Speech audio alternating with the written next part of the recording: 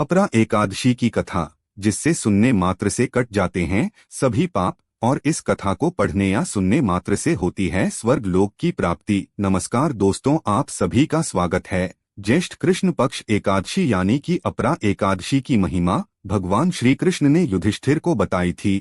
भगवान श्री कृष्ण ने धर्मराज युधिष्ठिर से कहा था कि हे राजन, यह एकादशी दो नामों से जानी जाती है, एक अपरा एकादशी और दूसरी अचला एकादशी। यह एकादशी अपार धन संपदा देने वाली है, और जो मनुष्य इस एकादशी का व्रत रखते हैं वह मृत्यु उपरांत प्रेत योनि की बाधा से मुक्त हो जाते हैं। भगवान श्री कृष्ण के अनुसार अपरा एकादशी के दिन भगवान विष्णु के ही स्वरूप त्रिविक्रम की पूजा की जाती है। इस व्रत के प्रभाव से ब्रह्मा हत्या, प्रेत योनि, दूसरे की निंदा के पाप दूर हो जाते हैं। इस व्रत के प्रभाव से परस्त्री गमन, झूठी गवाही, झूठ बोलना, झूठे शास्त्र पढ़ना, झूठा ज्योतिषी बनना, झूठा वैद्य बनना जैसे कई तरह के पाप कट जाते हैं। भगवान श्री कृष्ण के अनुसार जो क्षत्रिय युद्ध से भाग जाते हैं वो नरकगामी होते हैं, लेकिन अपरा एकादशी व्रत के प्रभाव से ये भी स्वर्ग की प्राप्ति कर सकते हैं। जो मनुष्य गुरु की निंदा करता है वो नरक के भागी बनते हैं, लेकिन अपरा एकादशी इन्हें भी इनके पापों से मुक्त कर देती हैं। भगवान श्री कृष्ण ने बताया कि जो फल कार्तिक पूर्णिमा पर त्रिपुष्कर में स्नान करने या गंगा तट पर पितरों का पिंडदान करने से प्राप्त होता है, वही फल अपरा एकादशी का व्रत करने से प्राप्त होता है। भगवान श्री कृष्ण के अनुसार अपरा एकादशी व्रत पापरूपी वृक्ष को काटने के लिए एक तलवार है।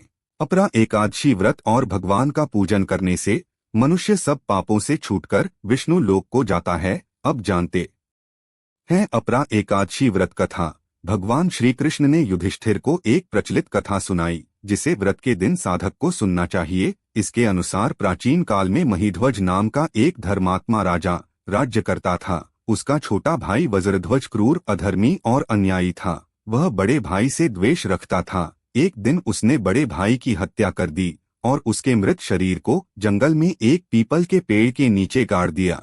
अकाल मृत्यु के कारण राजा महिध्वज प्रेत बन गया और उसी पीपल के पेड़ पर रहकर उत्पात करने लगा। एक दिन धौम्य ऋषि उधर से गुजर रहे थे।